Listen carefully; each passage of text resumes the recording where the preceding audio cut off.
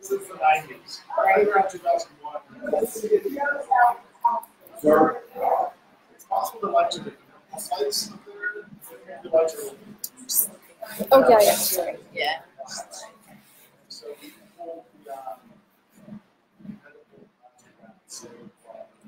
Started a live stream, so if people with a note that says like we'll be starting soon, so if people can do anything with the mic, it's live.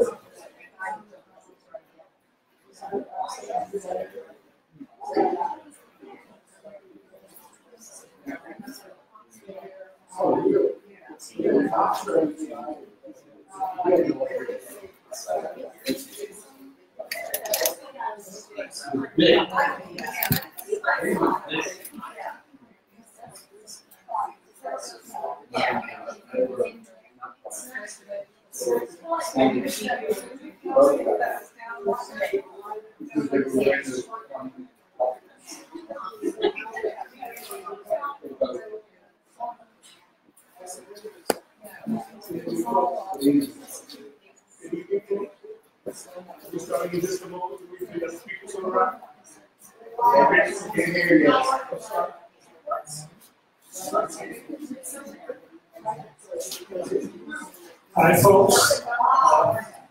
Much better? Thank you. We'll be beginning shortly. We're waiting for the other speakers to arrive. So just be patient with us, and we'll begin on.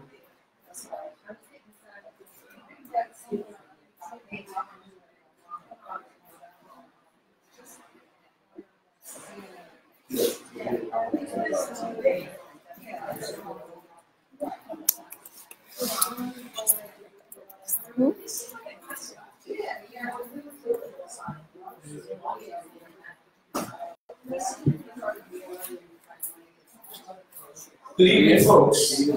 So we will begin. Welcome to ESP Searchlight event. My name is Thomas Cotton. Friends and colleagues call me Green. Considering that I see some colleagues here and some new friends, you can all call me Green as well. So by show of hands, who hasn't been here before? Oh, awesome. Okay, so I've been tasked with giving you a brief overview of each day. So we'll have, let's begin with a bit of a story. So you're standing now, or we're sitting now, in the center surveillance of the prison. All the cell blocks radiate outward. This is the central hub. If you can take a gander here, that space right in the middle is where we are. Eastern State Penitentiary opened in 1829, right outside, on farmland right outside of Philadelphia. This area was affectionately known as Cherry Hill. Eastern State was the first prison to practice solitary confinement. It was built, the first prison built on the idea of penitence. For those unfamiliar with the term penitence, penitence is simply the act of feeling sorrow or regret for having done wrong. Eastern State's plan is called a radial plan, and it inspired more than 300 prisons worldwide. For example, you have the National Penitentiary in Mexico City. Another example is found in London, England, Pentonville. Yet another example is found in Manchester, England, called Forest Bank Prison. Eastern State's radial design has even made it into popular video games. Sin City. People incarcerated here were kept in solitary confinement. They lived, worked, slept, ate everything in their cells. They were also taught trades, most often shoemaking and weaving. More than 80,000 men, women, though they not appear here, children are incarcerated here in the Eastern State Penitentiary. In the space where you sit right now, there were concerts here and radio broadcasts performed in Eastern State. You can see these folks here. They're probably not here for Searchlight. They were probably here for some other purpose. The prison was opened from 1829 and remained open until 1971. It was then abandoned for 20 years and reopened in 1994. This is quite a bit of history, of course, given that there were at least 80,000 people here at some point. And we work hard every day to accurately interpret that history. We open for tours every day beginning at 9:55 in the morning till about 5:15 in the afternoon. More and more, we've been talking to our visitors about contemporary issues. Every person who visits Eastern State, whether on a self-guided tour, self-guided audio tour, or a private tour, encounters the big graph.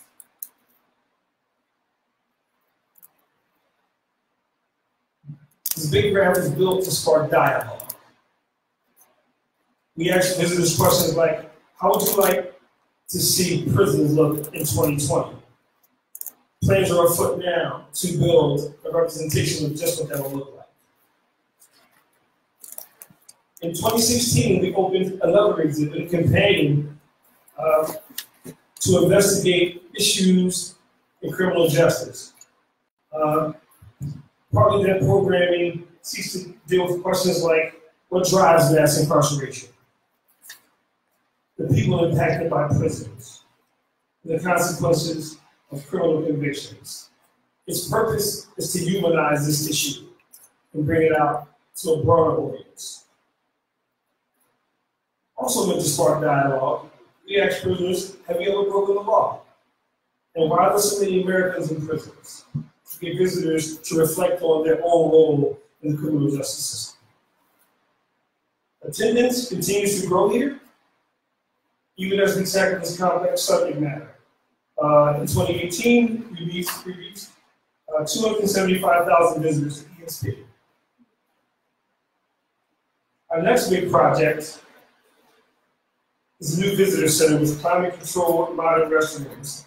The irony of the building that you're sitting in now is that when it was built, it had a fully functioning plumbing system with toilets that flushed even before the White House. While today, we have our visitors sometimes marshaled into bathroom trailers around the corner. High end though, nicer than the average porta potty, so that's not an issue. I've had folks ask me about that all the time. Is a porta potty is going to forego that altogether. So if you're interested in finding out how you can support our efforts here, some folks from our membership team are here. They can talk to you and chat with you in the reception that follows this talk. Member support of our programming is what allows things like Searchlight to be presented to the public for free. So it'd be great if you can stick around for the reception and to this talk. Coming in a few weeks, in fact, next week, I believe, is a project that we had here called Hidden Lives Illuminated. It is 30 films that will be shown on the exterior wall of Johnson-Speight Penitentiary. Each week will be thematic, and will be programming to follow in the OCF right across the street. Films are all free, so please come yourself and have others come out and support. Next month's Searchlight series will feature Larry Krasner, the district attorney in Philadelphia. We'll be talking about some of the initiatives and things he's been doing since he's been in office. Also, for folks who don't know, Searchlight series is every Tuesday of the month from 6 to 7. It's always free, and there's always a reception to follow. Now, for the moment I've been waiting for. I'd like to introduce our speaker. She has someone with her, but she's more than capable of doing this by herself. Her name is Dr. Dorothy Johnson-Speight. Sorry. Dr. Speight is the founder of Mothers in Charge after her son, Khalid Jabbar, was killed at the age of 24 over a parking spot. From the Census Act, Dr. Johnson-Speight has been tireless, channeling all of her energy into founding Mothers in Charge, a grassroots organization dedicated to violence prevention, education, and intervention in the city of Philadelphia, with reverberations throughout the counties and state. So without further ado, Dr. Dorothy, Good evening, everyone. Thank you. I see somebody running down the hall like she's on a track. Take your time. I'd like to start off by having. Yeah. Come on up here. The lady has traffic and is busy out here. Let me introduce her as well. This is Keir Bradford-Grey, Philadelphia's Chief Public Defender's Office in Philadelphia.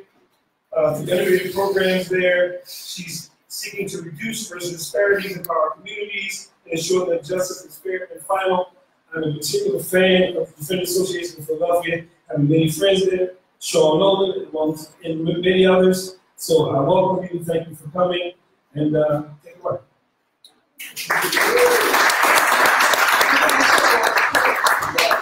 The video of Mothers in Charge has nothing to do with the work that we've been doing over the years, working within the criminal justice system as well.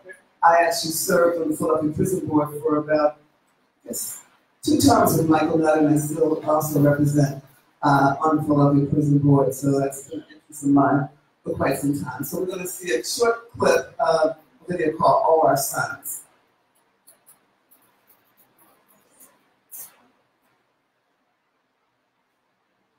I wasn't ready for the fact that it really was the same person who killed their children.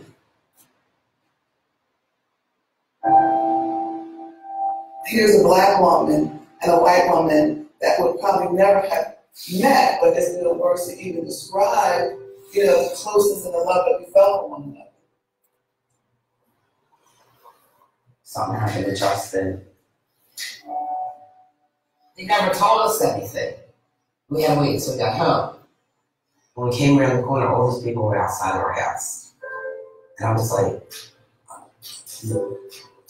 they were overwhelmed. We just miss him so much. We all do. He was very sensitive, very special young man, supporting and encouraging other folks until almost 2001. When I got that phone call from Einstein Hospital. Ernest Odom been shot 7 times. We often prayed and cried in the ER room, in the waiting room for some time until the doctor came and said there's nothing else we can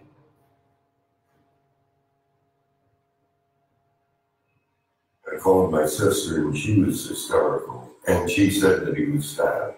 At first they thought he thought he just got pushed. He said, "They're going to push me."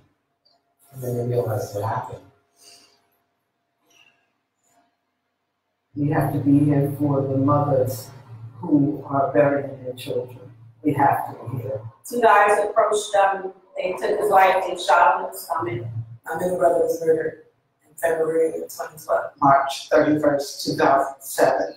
That's when my son was murdered. I attempted to take my own life and ended up in the ICU for a while. Most of the stuff I felt after that was anger and pain, but at some point I got angry enough to say, I'm not going to let the person who claimed God is like take my life too. That was the day that I decided that I was going to live.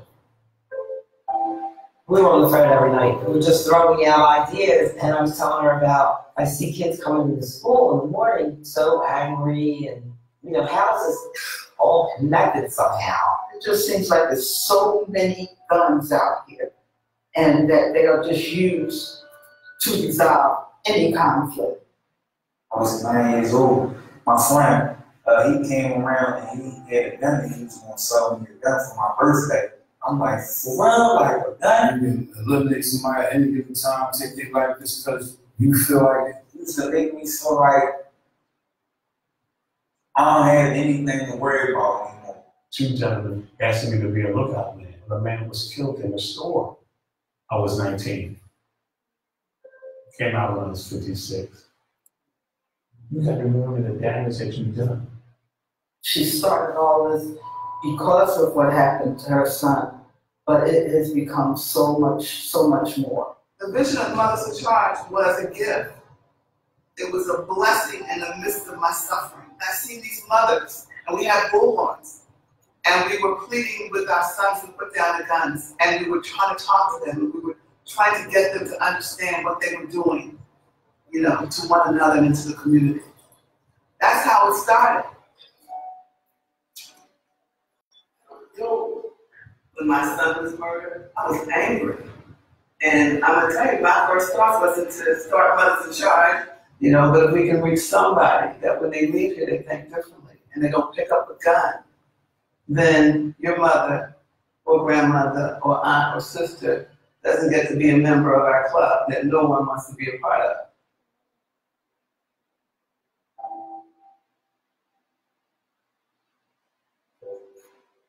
It's not the days where the roses smell sweet and the honey tastes good. It is not the days where faith and hope show by your right side and perseverance is walking in sync step. Better yet, it is not the happy days. It is the days when you feel to do little, yet there is so much to be done. The days that test your faith, your love, and your compassion, the days that your confidence is compromised and your esteem is mourned by the abyss. It is then when you have to reach down to reach the bristle. When you cannot listen to naysayers, including your own dissenting voice, that is when you have shown your true essence. See, faith is easy from the hardship, but when you must fight from the front lines of your dissenting self and win, come out positive, bruises and scars and all, that is when you have shown your true character and color. So today, I want you to paint the town red and blue. I want you to hoist oranges and balls above your head with me. I want you to yell the tar and in the golden ground with me and the race with me. As today, since it's not one of those days, we must all be the same. Where's that bit? Because it's not those days.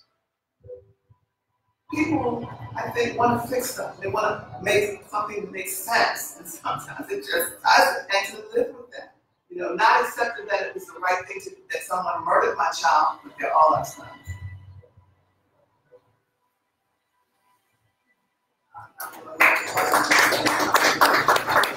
That was the day that I was going to live. The vision of Mothers in Charge was a gift. It was a blessing in the midst of my suffering. I see these mothers, we have bullhorns. You are colleagues. That's mine. Kelly, this video is for you. It's for you and your children. We'll live in peace. You like that idea? It's one of the reasons I do this work, and for all of the other children around this country, because Mothers in Charge of our national organization. I wanted to take a moment and introduce a couple of the members of Mothers in Charge that are here. Ruth Donna, you stand, please. Ruth Donna is the one you just saw in the video. This is my sister. We were joined at the hip for 16 years more. I saw Ruth Valley on Channel 6 News in January 2002, and she was asking for someone to come forward with information on the person who had murdered her son, Justin. And for some reason, it was a month after my son had been murdered, and I was sitting there watching the news, and she just touched my heart in a special way. So I said, I'm gonna go meet this lady. You know, she was actually standing on the porch about 2 blocks from where my son had been murdered. And there was something that I immediately connected with her on. So when I got to the place where she was standing, the guy answered the door and said, no, she doesn't live here, but she lives around the corner. And I'll call her, are you an investigator? I said, no, they have some information. And he called her and she invited me to her house. And I sat down with her and her husband, Joe, and started to talk about the death of her son, Justin, in July, and the death of my son, Khalid, in December the same year. And what she knew was that there was a black male running from the scene of the crime with a black pit bull running behind him. And I also knew that the person who murdered my son raised pit bulls 2 months when her son was murdered. We come to find out that the same person that murdered Justin in July murdered Khalid in December. So we have been joined at the hip ever since, on the front lines, doing the work of Mothers in Charge. And I love her. Like she's my sister from another mother. Pat Griffin is another mother that's here. Pat lost her son in Berlin. How do you feel that now? 16 years. Yeah, but I remember like it was yesterday when she came to Mothers in Charge. We were located in the 33rd Drive. And she was trying to find us, and she was riding around in circles trying to find the house. But we've been connected as well ever since. And she's been one of the brave soldiers that have gone into the prison to work with the juveniles up on State Road. We started a program here called Thinking for Change. And Pat would go there every Monday and Wednesday with the juveniles. Many of the mothers said, I can't go and do that because I don't know if I'm talking to the person who may have murdered my son. But and that phrase she pointed, they're all our sons. And that was what she said. So I just commend her on the courage to be able to go in and talk with these young men in the hopes of being able to change their thinking and the way they behave and all of that in order to save lives. So those are 2 mothers that were able to come out tonight. There's a whole bunch of us. You've probably seen some visuals. How many have heard of Mothers in Charge before tonight? Oh, not too many of you. We gotta get busy, you all. Well, we've been around since 2003. I started the organization in 2003, and we've done everything from school presentations to teaching children conflict resolution, anger management. It's going to start very early now because so many of our young people are very angry and out of control, and they grow up to be those sometimes guys who pick up the gun because of the anger, like the Ernest Odom who murdered my son. You know, folks aren't born with guns in their hand. Something happens along the way that makes them that angry that they're willing to take someone's life. A lot of times they've been victimized themselves. And while I maybe didn't understand that in the beginning, I truly get it now. That's why I think our sons are so important because we've got to save them on both sides. And initially people thought, well, you know, you're supposed to be supporting victims and those who've lost loved ones. And we do that. But we also know that we've got to work this effort in so many different ways to save lives. The president of the Board of Mothers in Charge is a woman by the name of Vanessa Berger. In fact, she was just ordained last Sunday as a pastor in the church in North Philadelphia. And she came to us when her son, Solomon, was murdered. But Vanessa But Brunetta also has a son who at 15 years old, out of anger and pain and a lot of things that was going on in his life, picked up a gun and took someone's life. And he was sentenced to 99 years. He's still serving that time.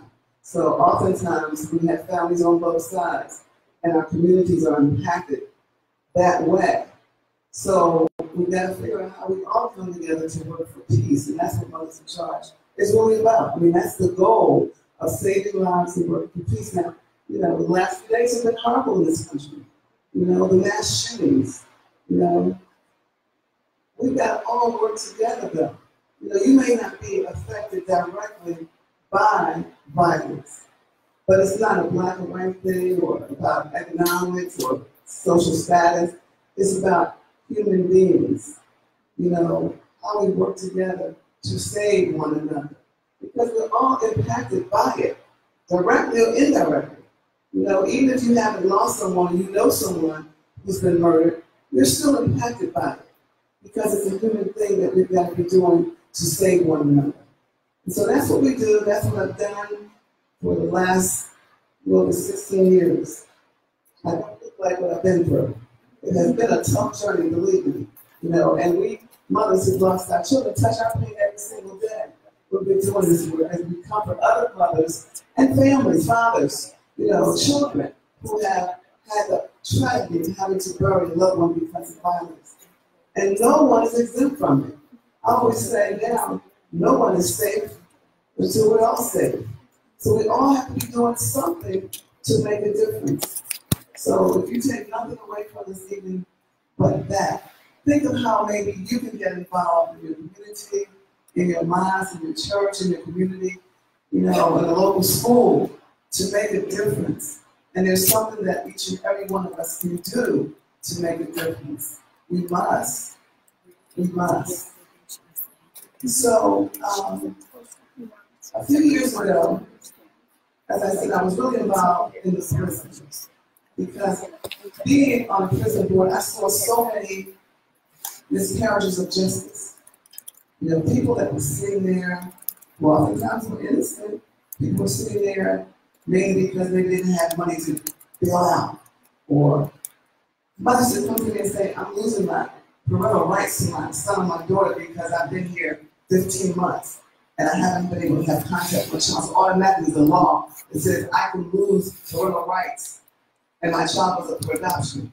So there were so many things that were happening that really got my attention, like, this is not fair. This is not justice. So when my dear friend, Keir, started talking to me about participatory defense, I thought, wow, what a powerful tool, what a powerful initiative to make a difference within the criminal justice system and to affect and change lives of people who are caught up in that system.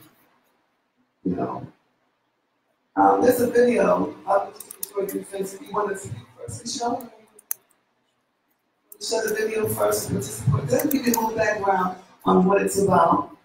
And this lady here has just been amazing in terms of what she's doing at the Philadelphia Defender's Office, Chief Defender of the Public Defender's Office. Amazing work.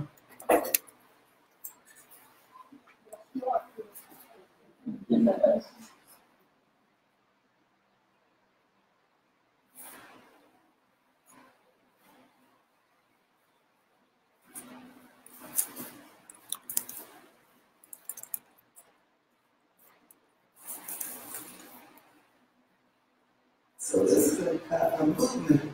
We sometimes call it revolutionary. It's something that's going on around the country now. It's in about 22, 25 cities, or maybe more. 42 cities across this country, participatory defense is happening. Yes, it's changing the way things are done.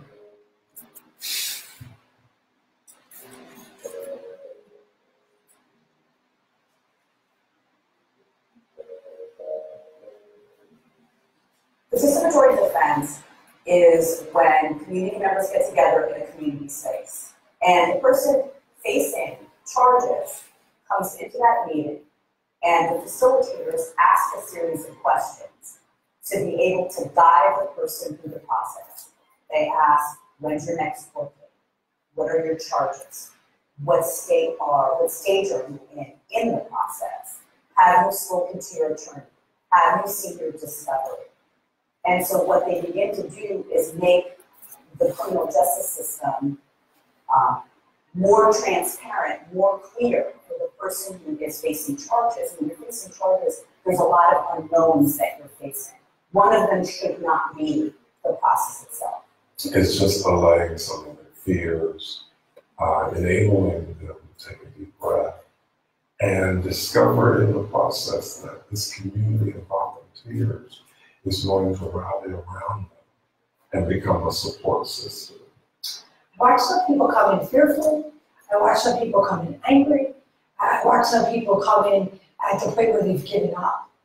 And there's always somebody at the table that can relate to their story that can help lift them up.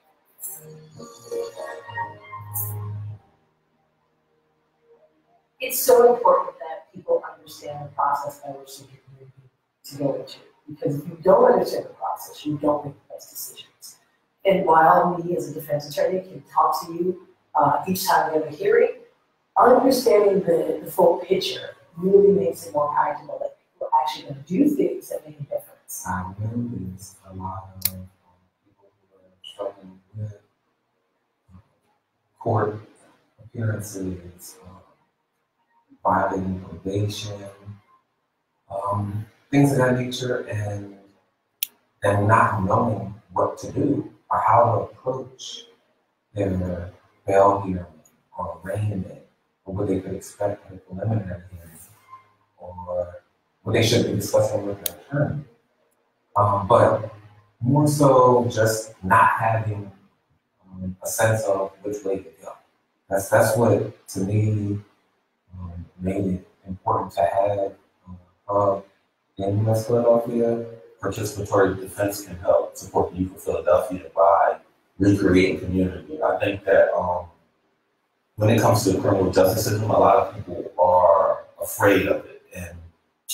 And in that desperate moment, people end up making bad decisions, especially young people. You know, they're really vulnerable in the criminal justice system. So I think that the more support they can get from the community, the better.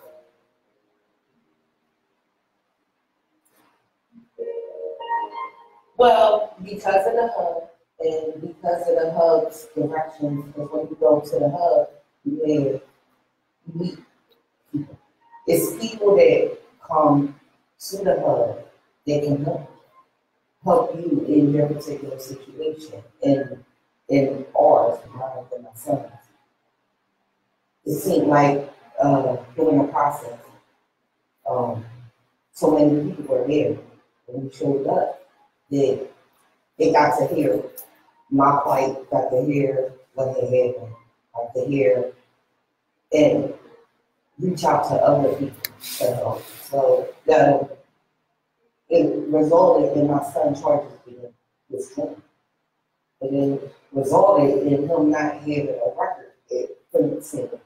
When they do an interaction with participatory defense, they better understand what their involvement is in the criminal justice system. If you've never been involved in the system, it's like a maze. It can be scary, it can be frightening, it can make you forget everything that you ever knew about anything because you're so nervous. So I think the participatory defense helps to prepare people to enter into something that's so foreign, so strange to them. When I was locked up charged as well, I didn't really have support. My family was poor. They couldn't come see me. I was literally in jail for 18 months, almost alone. And so I know through participatory defense, I could have had a community around me. I could have had people that could have seen me by the 6 months, like, oh, he's been here for too long.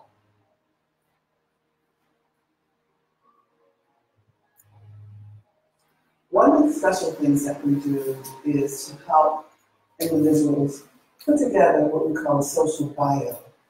And that is information about who they are, not just what's on the criminal record sheet, but who they are as a person.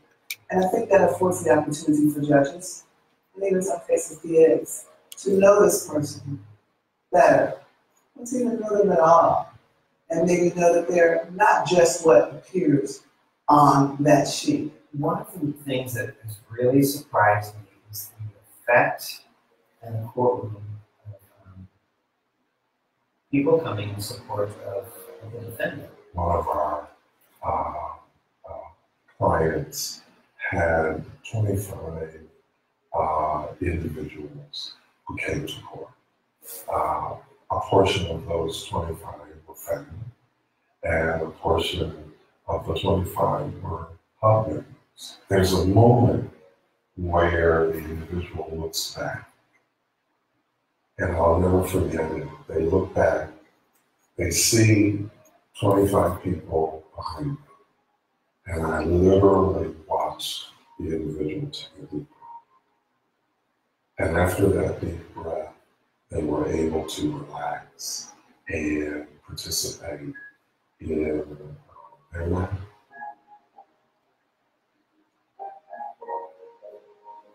With a force behind us demanding better justice, demanding more time, demanding more consideration, not just us alone demanding it, but a team of people demanding it, the outcomes that we're getting now, I wouldn't have thought were possible. And I am so proud of the work that's being done. It's revolutionary. That's what I think participatory defense is for the future. Through participatory defense, we hope to help people in their most vulnerable situation and then help them change around their lives so they can be powerful leaders for tomorrow.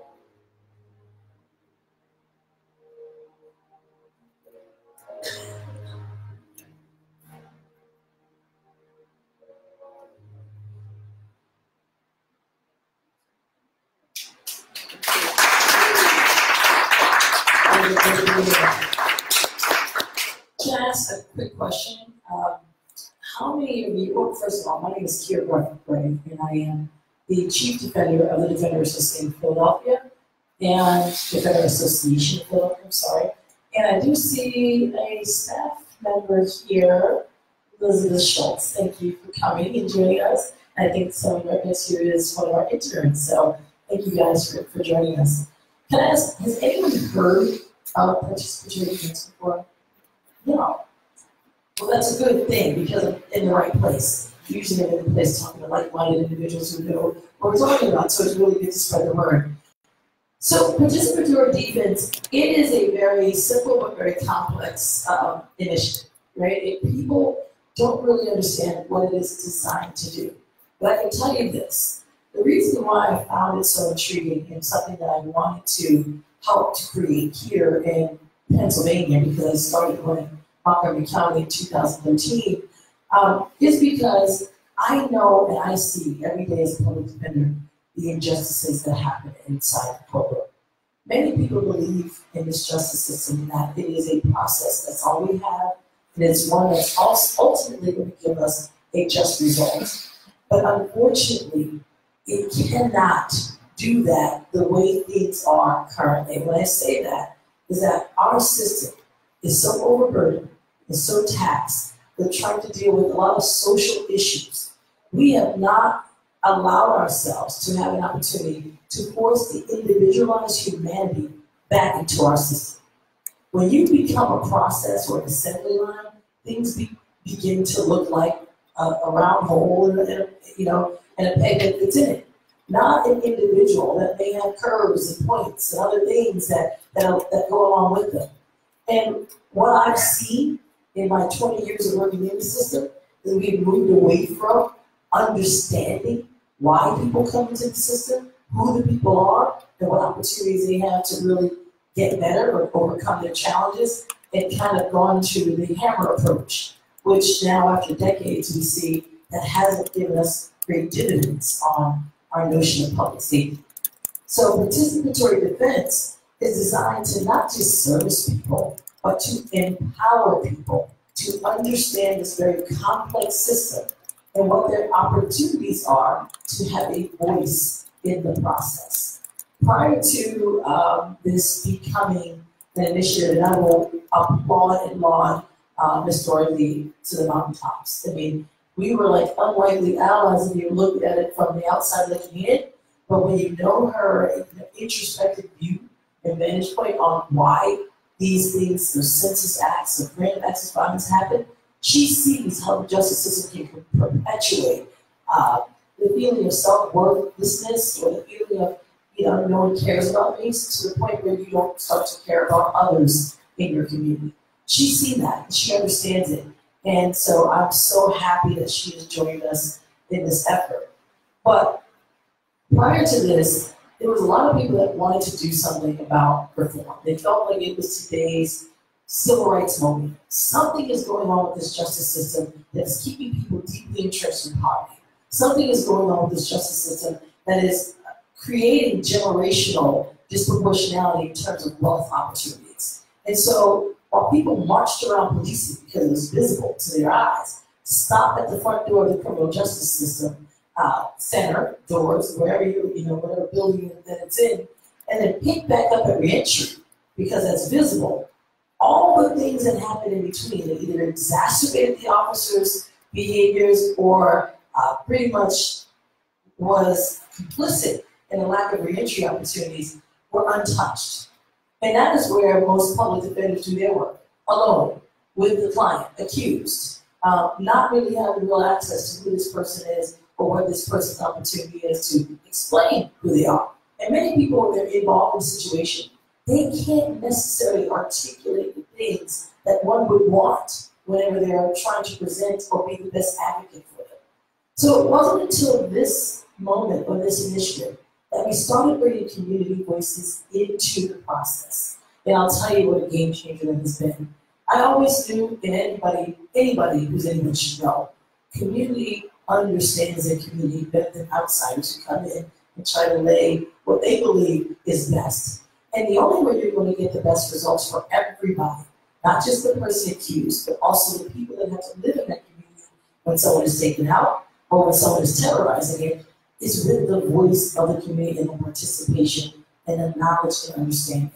And so I'm going to turn it over to Ms. Dorothy in a moment to just talk about what this process has been and really kind of explain how does that even happen? How is it even possible that you as non-lawyers, right, and everyone thinks this space in the criminal justice system is only for the trained professionals who have degrees and who have been elected to be judges. That's not true. If we want to get it right, we need to invite all voices, all vantage points into the solutions instead of putting upon people what we think is right based on, some omniscient kind of false perception that we know everything because we went to law school and got this degree and have this title. It's been leading us to very bad results and very bad decision making. And so this is one of the answers if we want sustainable reform that is balanced and is not one-sided, so the pendulum doesn't swing back whenever we have one tragedy out of 1 million victims. So I want to make sure that I get Dorothy's voice in talking about that process. Thank you. So, how many of you have ever made a bad decision in your life? Exactly. But you don't have to live with that. That doesn't have to define who you are. I met a young lady, I guess maybe about 8 or 9 years ago, at Riverside Correctional Facility up on State Road. And where we were doing a program called Thinking for Change for women. It was a 12-week program. We were there twice a week, teaching this curriculum. Because we believe thinking for change says if you change the way a person thinks, you change their behavior. Y'all agree with that? Yeah. It's not really about what you're thinking, it's not your head. And if you can get that right, behavior changes. So we were teaching this program about thinking for change, and I met this young lady I'm getting to call up to talk to you a little bit about what happens at participatory defense at the Mothers in Charge Club every Tuesday night at 6 o'clock. Because I met her, and I knew something was special about her from the moment I met her.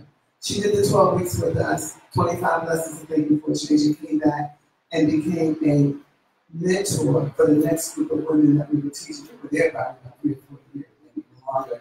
Every Monday and Tuesday, Monday and Wednesday, we would go up and teach this group of women. Valerie, come on up, because this is like transformation. know, those are great events. You can change your life. You know, you don't have to be always defined by that decision that you made. And I believe in that so strongly, which is why I believe in participatory defense. Because we are not always our mistake, and we need not be defined that way. And with the proper support and opportunities, you know, we can be and reach our full potential. Valerie? Hi, everybody. It's a great day to be alive. I did meet Miss Dorothy incarcerated, and I was in a place of really hopelessness. And coming from, I was born addicted to heroin. Actually, my grandma who raised me is from Fairfield. And she, my mother was on heroin. I never met my biological father. And I just experienced a lot of childhood abuse. Watching, being molested by my stepdad, seeing my stepdad shoot my sister. And then at the age of 10 years old, my stepdad hung himself right on the street. And by the time I turned, in my teen years, I turned to, drugs, crime, promiscuity, everything you can imagine, because I didn't even have an identity. I didn't know how to feel. I just was lost. I was aimless, to end up in juvenile centers and then eventually incarcerated as a woman. And that's when I did meet Miss Dorothy. And she kept saying, if you change the woman's thinking, you will change the woman. If you heal a woman, you will heal a nation. And she just was teaching me cognitive self-change, problem solving, social skills, and like she said, it's been 10 years actually, and I've been actually with her going on 8 years, employed by her, and her being my support, saying, Valerie, when you get out of incarceration, you're going to need support. You're going to, if you're the smartest person in your circle, get a new circle, So I, came down and was, and Miss Dorothy embraced me, and I never committed a crime again, never did a drug again, and I was introduced to a whole new lifestyle.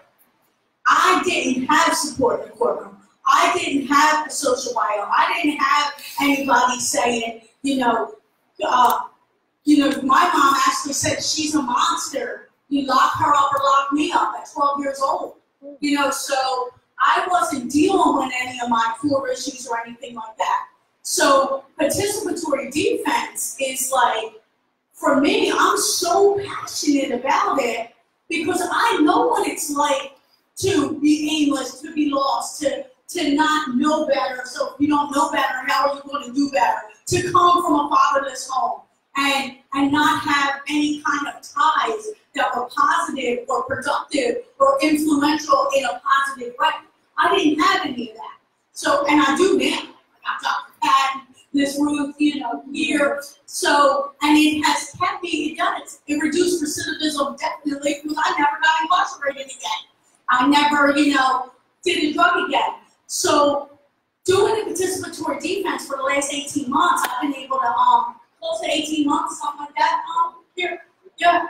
We started it actually March 9th. It was March 20th of 2018.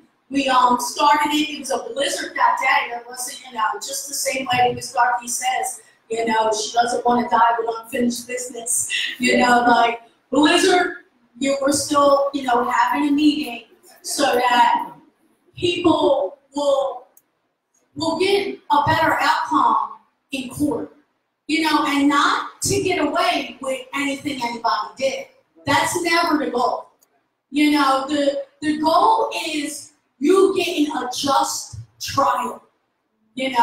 Let's see, who you are. What have you been through, and if you even did this crime. Some people have been, arrested that did not do the crime. So that's what we do in participatory defense. We help people be presented as a whole person rather than this isolated incident. And we support them in the courtroom because pain shared is pain lessened. Like Pastor Clay was saying up on that video, to look back and know that you have support in that courtroom and you are not alone really makes a big difference. So that's what we've been doing.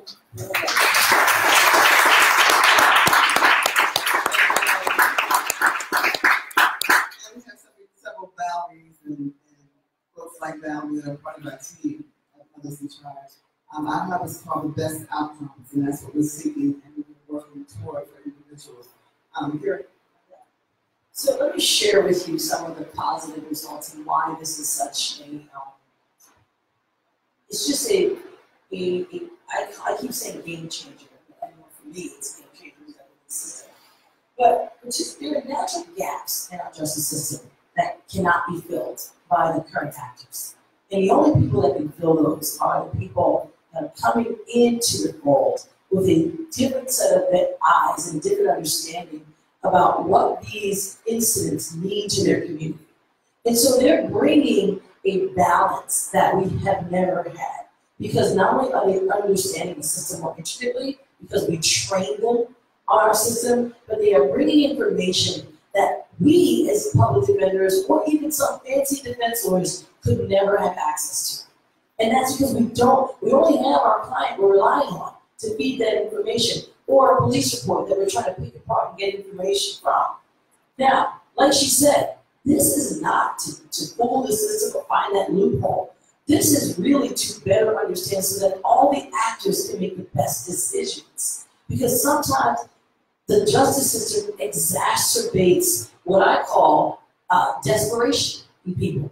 Sometimes people come with very little support, and because of our policies that haven't been re-examined, that haven't been looked at in terms of is this productive or is this unproductive, just perpetuates that desperation, and it releases people back into your communities without anything that they even came in with. So for instance, if someone is on, Medicaid, and they have state assistance insurance, and they stay in jail over 30 days, well, that is turned off.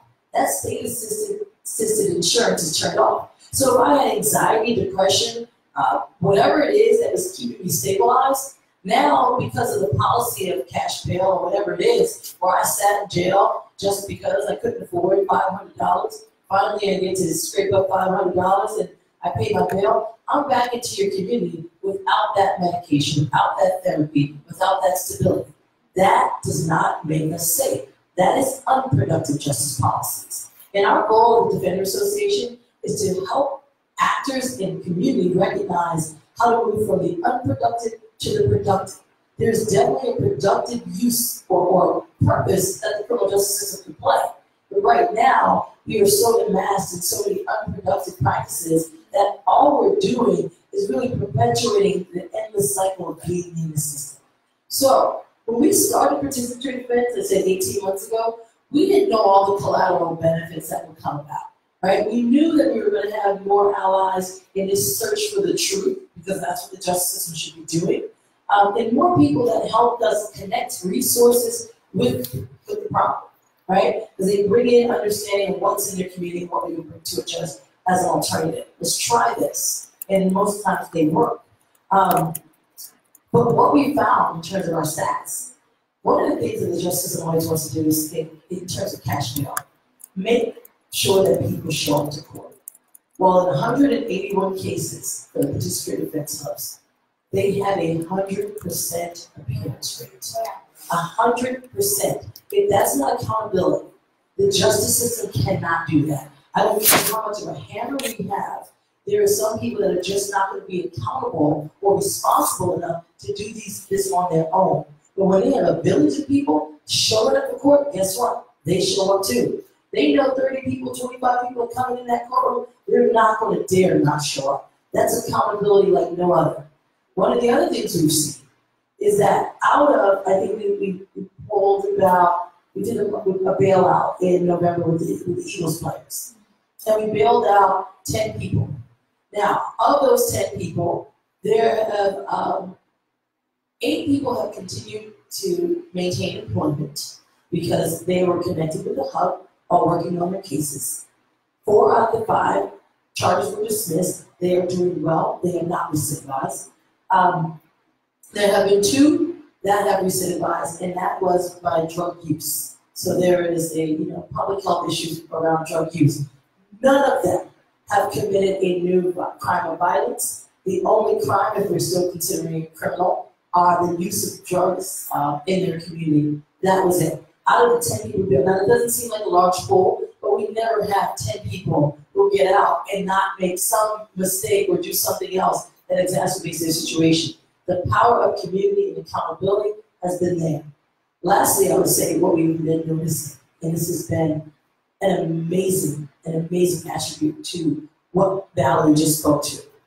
We talk about reentry, that people come out and they become well-adjusted because one of the tenets of that, getting a job, getting housing, and making sure that you're staying progressive, right?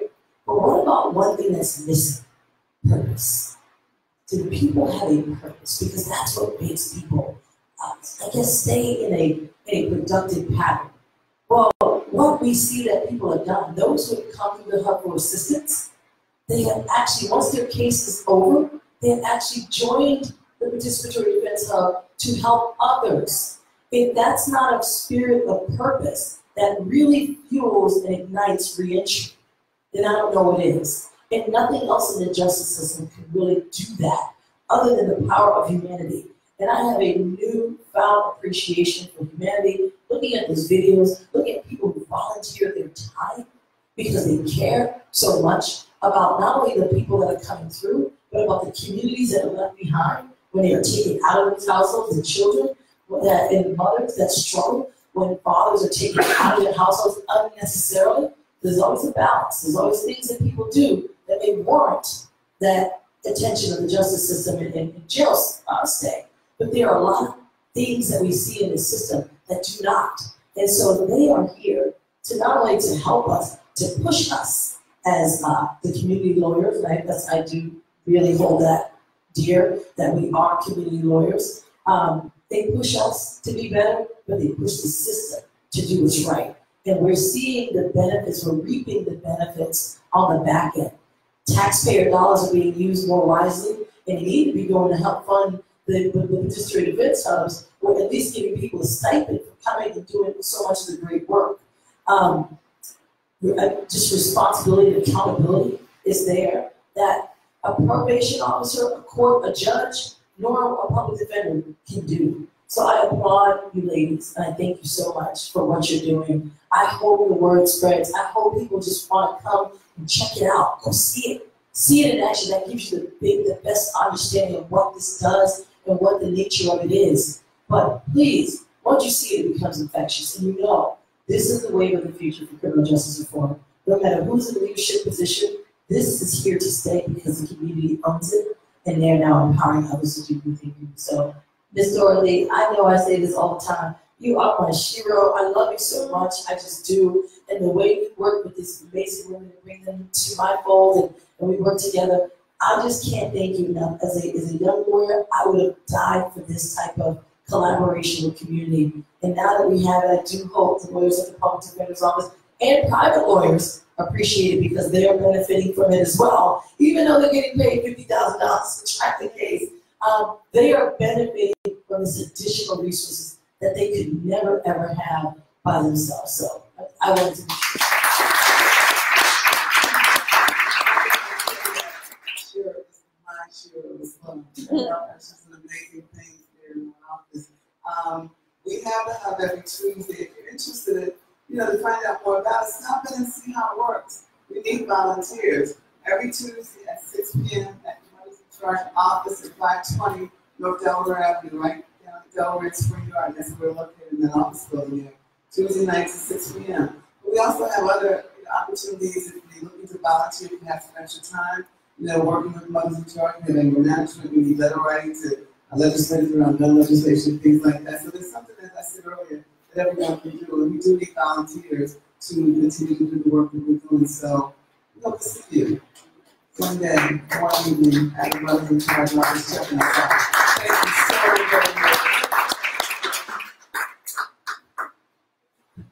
So we have time for a few questions, and if we can't get everyone's question, there is a reception immediately after. So folks can hang around and ask questions then too. So questions? Yeah. Two parts of this. One is, are you working with people who are currently incarcerated? Are you working with people who are out on probation? I teach a course at the Justice Prison. So I know some of the issues that we're working to well and for 6 years. So my question is, how are you connected with people? What about someone who possibly should get out, whose case is in another city where it shouldn't be, it should be transferred? And then how do you transfer a case? Where would I turn to find that out? And then what is the premise of who you connect with to assist? I think that's it for now. There might be more. I think that is the connection is very organic, so they do their own advertising. And so people like family members, person incarcerated, family members of the person incarcerated, if they know about it, they will go and figure out how can I help my loved one?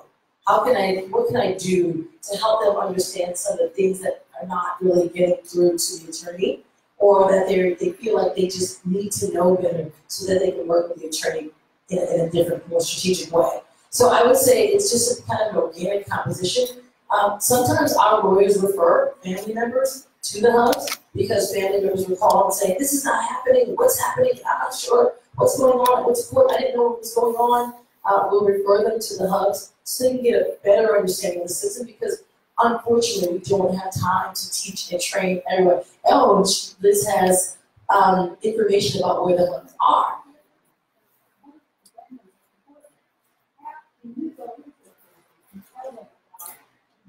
Oh yeah, so we do that often. She says, can you go into the prison and tell them about what you're doing?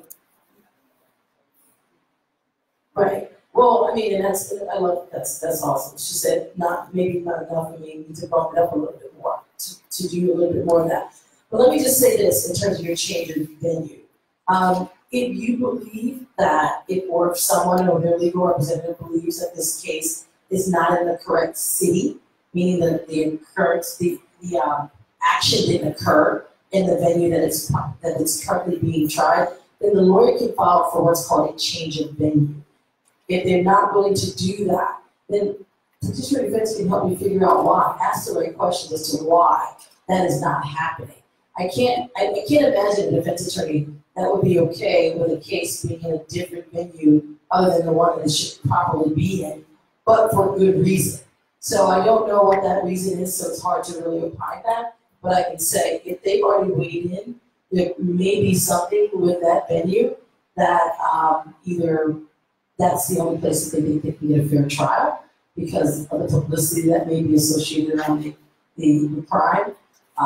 Not really sure, but I know one thing, because the hubs are here, we're really educating people much more in the process of what their opportunities are. So that's. Are any local or national foundations supporting the rights? Thank you for asking that amazing question. So we just went after a grant from the Philadelphia Foundation to support this participatory event, and it was a very exciting process. And we relied on crowd voting, so we came in second place, which is $100,000 over 2 years. It is something, but definitely not enough. So if you have any thoughts or suggestions on other grants we can go after for these hubs, so Dorothy has a hub, there's a hub in West Philly, South Philly, and in Center City. Yeah, King Sussex, Kensington. And there's one opening up in Germantown. So they really, while people volunteer their time, there are some people that are coming out of prisons and they're volunteering their time, but they really could use stipends. And we'd love to give them food cards or whatever that is, so that, thank you for your service to others. So any suggestions, thoughts, we're open. We're willing to do everything we can to support these hubs because we know how important it is. We'll take one more question and we'll come to